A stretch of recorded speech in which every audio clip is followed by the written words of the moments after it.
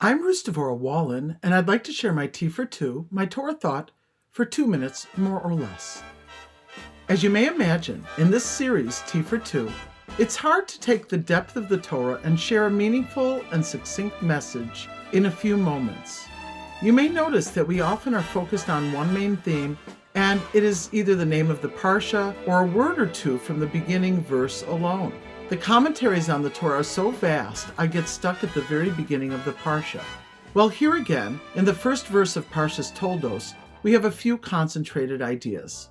Our portion begins, Ve'ele Toldos Yitzchak ben Avraham. These are the progeny, or the generations of Isaac, the son of Abraham. Then, in the same verse, the next phrase seems to be redundant, saying, and Avraham begat Yitzchak.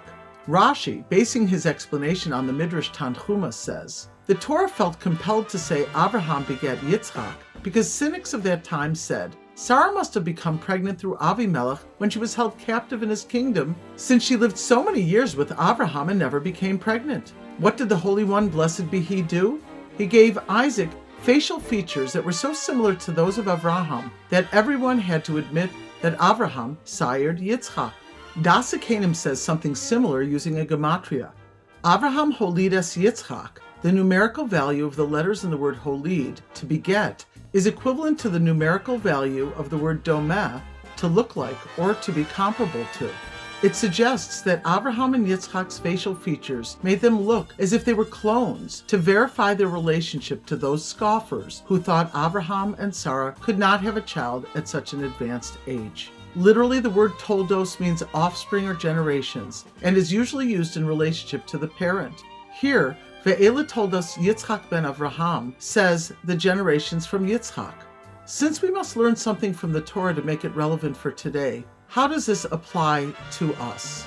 The Or HaChaim HaKodesh reveals an additional meaning. The Midrash on Parshas Noach states, these are the Toldos, offspring of Noach. Noach was a righteous person.